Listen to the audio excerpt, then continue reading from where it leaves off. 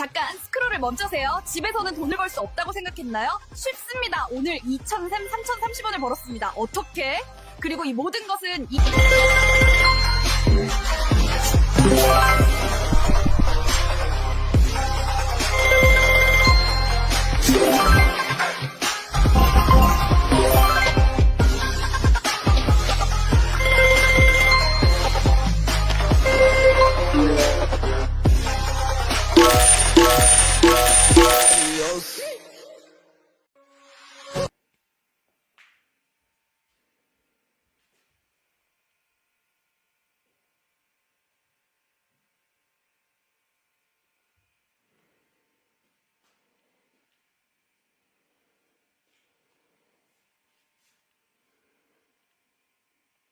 Hey everyone, welcome back to the shop. The night is quiet. The only sound is the low electric hum of the old fluorescent lamp hanging above the bench and that deep, familiar smell of dust, oil, and decades-old wood that never really leaves these walls. In front of me lies a relic, a massive early 2000s computer monitor, the kind with a thick glass screen and a plastic case heavier than some modern televisions. To almost anyone else, this thing is electronic waste, something to be tossed into a dumpster without a second thought. But when I look at it, I don't see junk.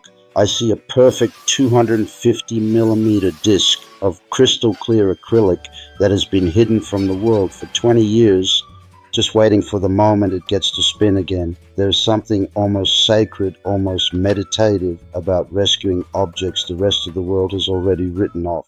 This monitor once sat on someone's desk while they sent their first nervous emails, watched grainy YouTube videos at 360p, laughed at stupid memes, maybe even edited their wedding photos.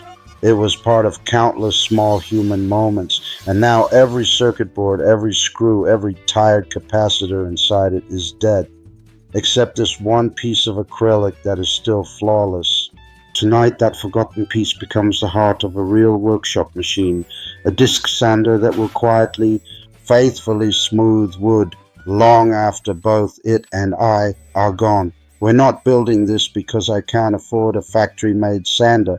We're building it because only when you take trash in your hands, cut it, weld it, balance it, and finally hear it roar to life, do you truly understand what a tool actually is. A tool is not a product. A tool is a conversation between you, the material, and time itself. Tonight, the conversation partners are a 750-watt motor that somehow survived 3 completely burnt-out ventilation systems, random pieces of rusty square tube that have been leaning against a wall for years, and this thick, honest piece of acrylic that outlived its original purpose by 2 decades. 3 orphans, 1 new life. Let's begin. Disassembling an old monitor always feels like performing an autopsy on a small slice of history. You remove screw after screw, the plastic creaks and sighs like it's reluctant to give up its secrets, and finally you lift away the shroud. And there it is, 8mm of perfectly clear acrylic, untouched by scratches, untouched by sunlight for 20 years. I run my finger across the surface and it's cold, almost icy, but completely brutally honest. This material never pretended to be anything it wasn't. It just waited, cutting a perfect 250mm circle without a CNC or a laser is an act of pure trust.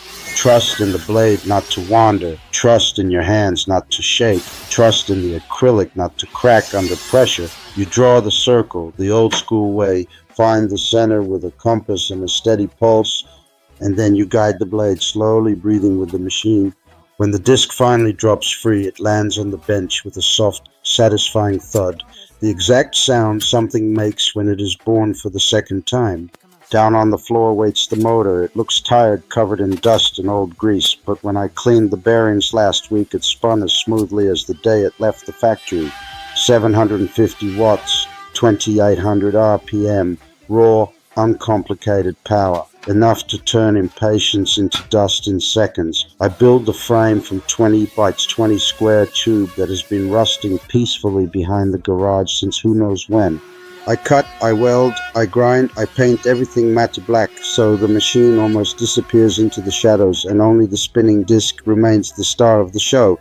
Every extra gram, every unnecessary bracket I leave out. The secret to any good homemade tool is ruthless minimalism. Include nothing that doesn't have a reason to exist. Less is never lazy when it's honest.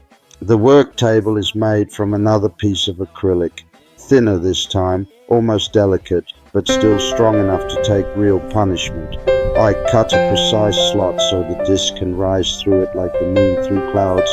Then I add the angle adjustment, a couple of slotted brackets, a wing nut, and suddenly it tilts smoothly from 0 to 50 degrees. Nothing here is over-engineered, nothing is fragile. It's crude, honest, and accurate to within half a degree, exactly what you need and not a single thing.